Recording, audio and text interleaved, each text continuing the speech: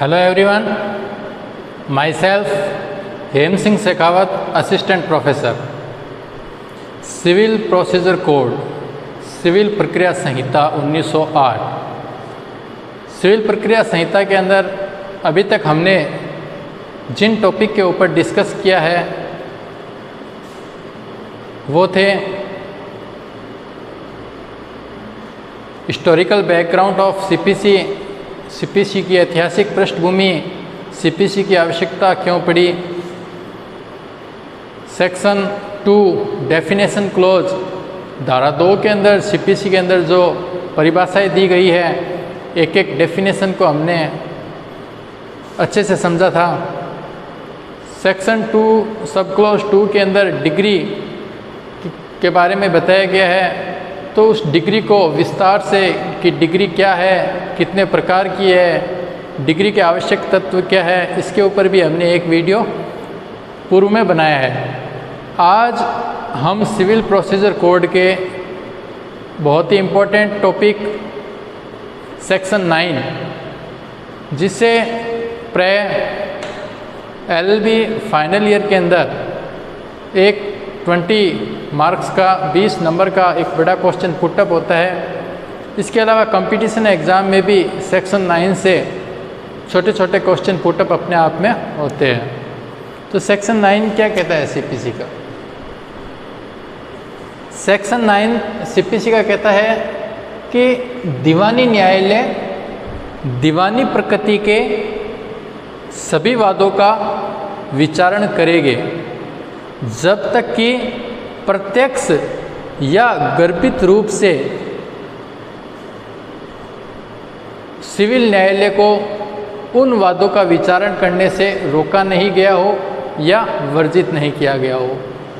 तो यहाँ पर बात हो रही है किस प्रकार के सूट की? दीवानी प्रकृति के वाद सिविल हो सकते हैं, क्रिमिनल हो सकते हैं। तो जो आपराधिक मामले हैं वो तो क्रिमिनल कोर्ट के अंदर ट्राई होंगे, जबकि जितने भी प्रकार के सिविल नेचर के जो सूट है, दीवानी प्रकृति के जो वाद है, ऐसा कोई भी वाद जिसकी प्रकृति सिविल नेचर की है, दीवानी प्रकृति की है, उन सभी वादों को संज्ञान, उन सभी वादों का विचारण कौन करेगा? सिविल कोर्ट करेगा, दीवानी न्यायालय करेगा। परंतु इसी सेक्शन 9 के अंदर आगे ये कहा गया है कि जब तक कि प्रत्यक्ष या गर्भित रूप से, यानी यदि सिविल न्यायालय को प्रत्यक्ष या गर्भित रूप से सिविल नेचर के सूट को ट्राई करने से रोक दिया गया है, तो उस कंडीशन के अंदर जो सिविल कोर्ट है, दीवानी न्यायालय है, वो उन वादों का विचारण नहीं करेगा। तो अब हम इसके जो एक एक वर्ड है सेक्शन 9 का, उसको देखेंगे। पहली बात आती है कि कौन से वादों को हम दीवानी प्रकृति का वाद माने। दीवानी प्रकृति के वाद, सिविल नेचर के सूट, वे सूट हैं जो कि सिविल राइट से संबंधित है, जो दीवानी अधिकार से संबंधित है। तो दीवानी अधिकार या सिविल राइट क्या होते हैं?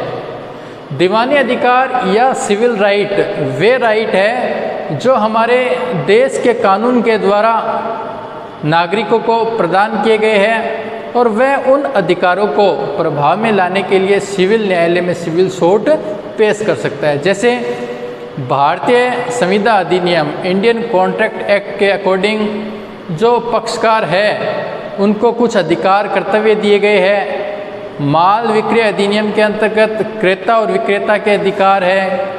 पार्टनरशिप एक्ट के अंदर साझेदारों के अधिकार है। इसी प्रकार से बहुत से एक्ट है जिसके द्वारा सिविल राइट व्यक्तियों को प्रदान किए गए हैं, और वह उन राइट्स को प्रभाव में लाने के लिए सिविल कोर्ट के अंदर वाद पेश कर सकते हैं।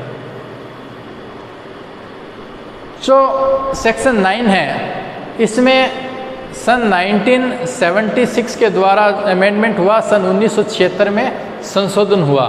सन 1976 में संशोधन के द्वारा सेक्शन 9 में 2 स्पष्टीकरण जोड़े गए। स्पष्टीकरण पहला कहता है कि ऐसा कोई भी वाद जो किसी पद, पोस्ट या प्रॉपर्टी, चाहे प्रॉपर्टी अचल हो चाहे अचल हो, संपत्ति से जुड़ा हुआ है, यानी कोई भी ऐसा वाद जो किसी पद या संपत्ति से जुड़ा हुआ है, तो ऐसे वाद को हम दीवानी प्रकृति का वाद मानेंगे।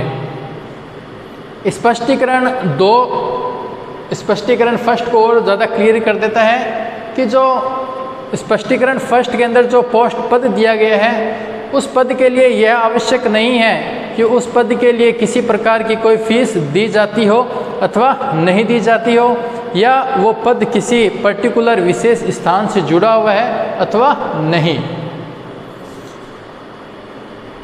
अब कोई वाद सिविल नेचर का है अथवा नहीं, इसको डिटरमाइन निर्धारण करने के लिए कुछ बातों को देखना होता है। जैसे कोर्ट के अंदर यदि कोई सूट आ रहा है, तो यदि उस वाद का जो मेन पर्सन, मुख्य पर्सन, यदि वो व्यक्ति के राइट, अधिकारों के सृजन से और या फिर उन अधिकारों को प्रभाव में लाने से संबंधित है, तो ऐसे वादों को हम सिविल प्रकृति का वाद मानेंगे। परंतु यदि न्यायालय के सामने कोई ऐसा वाद पेश किया जा रहा है जो केवल जाति या धर्म या धार्मिक कर्म कांडों से जुड़ा हुआ है, यानी वाद का जो मुख्य प्रश्न है वो किसी जाति से संबंधित है या केवल धर्म से जुड़ा हुआ है, तो उस वाद को हम सिविल प्रकृति का वाद नहीं मानेंगे। वो वाद सिविल नेचर का सूट नहीं है और उसके लिए सिविल कोर्ट में वाद उसको पेश नहीं किया जा सकता। परंतु जहाँ वाद का मुख्य प्रश्न किसी सिविल राइट से संबंधित है, परंतु उस वाद का जो सहायक पर्सन यदि जाति और धर्म से जुड़ा हुआ है, तो उस वाद को हम दीवानी प्रकृति का वाद मान सकते हैं। जहाँ किसी व्यक्ति को विधिक हानि हुई हो, विधिक क्षति हुई हो, भले ही उसे आर्थिक रूप से कोई हानि नहीं हुई हो, तो भी वह अपनी विधिक क्षति के लिए सिविल कोर्ट के अंदर जाकर रिलीफ प्राप्त कर सकता है। तो ये सेक्शन 9 कहता है कि जितने भी सिविल नेचर के सूट हो, उन सिविल नेचर को सूट को कौन सुनेगा? Civil court. और सिविल नेचर के सूट कौन से हैं? जो सिविल राइट से संबंधित है। ऐसे तो बहुत से एग्जाम्पल है कि कौन से वाद सिविल प्रकृति के हैं, कौन से वाद सिविल प्रकृति के नहीं हैं। यहाँ पे मैंने कुछ ऐसे वादों को लिखा है जिन्हें हम सिविल नेचर का सूट मान सकते हैं, और कुछ ऐसे वादों को लिखा है जिन्हें हम सिविल नेचर का सूट नहीं मान सकते। फर्स्ट, यदि कोई ऐसा वाद जो किसी पद या संपत्ति मूर्त भी हो सकती है, अमूर्त भी हो सकती है, चल भी हो सकती है, अचल भी हो सकती है, यदि किसी पद या संपत्ति से जुड़ा हुआ यदि कोई वाद है, तो उस वाद को हम क्या मानेंगे? सिविल नेचर का। यदि कोई वाद ऐसा है जिसमें किसी जाति की संपत्ति या जाति का जो अकाउंट है, लेखा है, उसको निरीक्षण करना है, उससे संबंधित कोई वाद है, तो वो भी सिविल नेचर का सूट माना जाएगा। पूजा का अधिकार, प्रत्येक व्यक्ति को अपनी इच्छा से पूजा करने का अधिकार है। यदि उसके पूजा करने के अधिकार में कोई व्यवधान, कोई बाधा उत्पन्न की जाती है, तो वह सिविल कोर्ट के अंदर जाकर रिलीफ प्राप्त कर सकता है। क्योंकि भारत का जो संविधान है, उसके आर्टिकल 25 से 28 में प्रत्येक व्यक्ति को धार्मिक स्वतंत्रता का अधिकार दिया गया है। अपनी इच्छा के अनुसार वह किसी भी धर्म को मान सकता है, ईश्वर के साथ संबंध स्थापित कर सकता है। धार्मिक जुलूस निकालने का अधिकार, प्रत्येक धार्मिक संप्रदाय को शांतिपूर्ण तरीके से धार्मिक जुलूस निकालने का अधिकार है। परंतु यदि उसके धार्मिक जुलूस निकालने के अधिकार में कोई बाधा उत्पन्न की जाती है, तो वह सिविल कोर्ट में जाकर रिलीफ प्राप्त कर सकता है। मृत व्यक्ति को दफनाने का अधिकार, मृत व्यक्ति को, मरे हुए व्यक्ति को जो दफनाने का अधिकार है, तो वो अधिकार भी सिविल नेचर के सूट में शामिल किया गया है। कंपनी के संचालक को या चेयरमैन को अपनी उस पोस्ट के अकॉर्डिंग कार्य करने का अधिकार है। यदि उसको कार्य करने के अधिकार में कोई बाधा उत्पन्न की जाती है तो वह सिविल कोर्ट से रिलीफ प्राप्त कर सकता है। तो ये भी सिविल नेचर का सूट है। प्रत्येक व्यक्ति को वोट देने का अधिकार भी सिविल नेचर का सूट है। सिविल अपकृत्य के लिए क्षतिपूर्ति, यदि किसी व्यक्ति के साथ में कोई सिविल रॉन्ग किया जाता है, जैसे मानहानि हो गई या उपेक्षा हो गई, असावधानी हो गई या उपताप हो गया, बहुत से ऐसे सिविल रॉन्ग है। यदि किसी व्यक्ति के साथ में कोई सिविल रॉन्ग किया जाता है, सिविल अपकृत्य किया जाता है, तो वह भी एक सिविल सूट है और उसके लिए सिविल कोर्ट में जाकर क्षतिपूर्ति प्राप्त की जा सकती है। विनिर्दिष्ट अनुतोष अधिनियम के अकॉर्डिंग किसी संविदा को विनिर्दिष्ट रूप से पालन करने का अधिकार भी सिविल नेचर का सूट है। विवाह से संबंधित अधिकार, विवाह विच्छेद या न्यायिक पृथक्करण या दाम्पत्य अधिकारों की प्रत्यय स्थापना के लिए यदि कोई वाद लाया जाता है तो वो भी सिविल नेचर का सूट है और सिविल कोर्ट में वह वाद पेश किया जा सकता है। ऐसे इसके अलावा साझेदारी से संबंधित वाद हो गया, जाति की संपत्ति से संबंधित वाद, जाति की संपत्ति से किसी व्यक्ति को निष्कासन किया जा रहा है या किराए की वसूली से संबंधित कोई वाद है, तो ये सारे के सारे वाद भी सिविल नेचर के सूट में शामिल है। ऐसे कौन से वाद है जिनको सिविल नेचर का सूट नहीं माना गया है? ऐसा कोई भी वाद जिसमें मुख्य प्रश्न जाति से जुड़ा हुआ है तो उस वाद को सिविल नेचर का सूट नहीं माना जाएगा। या कोई ऐसा वाद है जो केवल धार्मिक कर्म कांडों, धार्मिक कार्यों से जुड़ा हुआ है तो उस वाद को भी सिविल नेचर का सूट नहीं माना जाएगा। राजनीति से संबंधित या लोक नीति के विरुद्ध से संबंधित कोई वाद है तो उन्हें भी हम सिविल नेचर का सूट नहीं मानेंगे। तो ये तो है सिविल नेचर के कौन से वाद हो सकते हैं, सिविल नेचर के कौन से वाद नहीं हो सकते। सेक्शन 9 में अभी तक हमने देखा कि दीवानी प्रकृति क्या होती है, सिविल नेचर के सूट जो कि सिविल राइट से संबंधित है, सिविल कोर्ट में पेश किए जाएंगे सभी, परंतु प्रत्यक्ष या गर्भित रूप से मना किया जा सकता है। तो कुछ ऐसे वाद होते हैं जो सिविल नेचर के प्रतीत होते हैं, सिविल नेचर के होते हैं, परंतु फिर भी उन वादों को सिविल कोर्ट में पेश नहीं किया जा सकता।